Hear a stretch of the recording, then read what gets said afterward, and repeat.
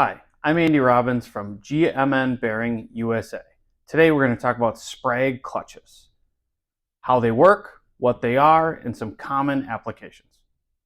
We get calls asking for Sprag clutches all the time, but they don't always use that name. We hear insert elements, one-way bearings, freewheels, backstops, etc. all the time. Some of those names are a little bit better than others, but that's okay. We've been doing this a long time and we know what you mean. They're all designed to drive torque in one direction and freewheel in the other direction. This little jelly bean looking Sprag may seem simple to the naked eye. However, the surface that interacts with the housing and the shaft are actually incredibly complex and incredibly precise. They're made up of multiple specific curvatures as you work your way across the surface to achieve the desired design intent in the application, so that as you're driving through the torque range, it acts accordingly and is smooth as silk. There is a multitude of applications designed and utilized by Sprag clutches. However, GMN narrows them down into three main action types: backstopping, indexing, and overrunning. First, let's talk about the action that GMN likes to call backstopping. Very commonly, a backstopping clutch application is a safety application. They go hand in hand. Think of a winch that's lifting something heavy up in the air and there's people around. Or maybe a mining conveyor that could be miles in the earth coming out at a steep angle or even miles across the earth. Maybe even an escalator that's carrying humans or an elevator that's carrying grain, something along those lines. Humans are generally always in and around interacting with this equipment. That's where a Sprag clutch comes in a backstopping action.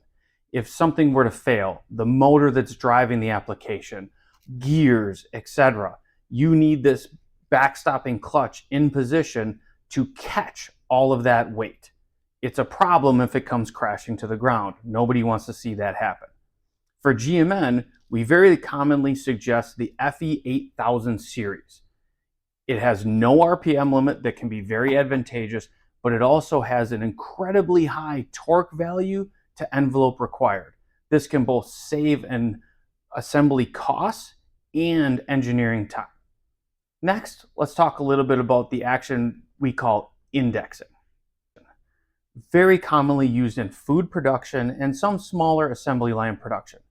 Think of the assembly line when it's in one place and it has to move a certain distance, stop for a period of time, and then move on down the assembly line. That can be achieved through circular motion to a linear cam arm to create the spacing, pause, or the Sprag clutch can be directly in line with whatever is driving the production line. This could be an electric motor or a belt drive, etc. Many different ways to drive it and many different ways for the Sprag clutch to be installed at various points in the production line to support proper action. Next, let's talk a little bit about overrunning action. This happens when the driver of the clutch is slower than the application itself. Think about a fan or a pump that has a surge instance. This protects the motor because the application is able to overspeed. Another very easy way to understand it is a bicycle. You're sitting on your bike and you start pedaling down the street. You are driving the bicycle.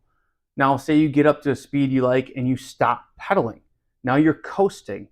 That clutch is in a freewheel action. Now you start going backwards.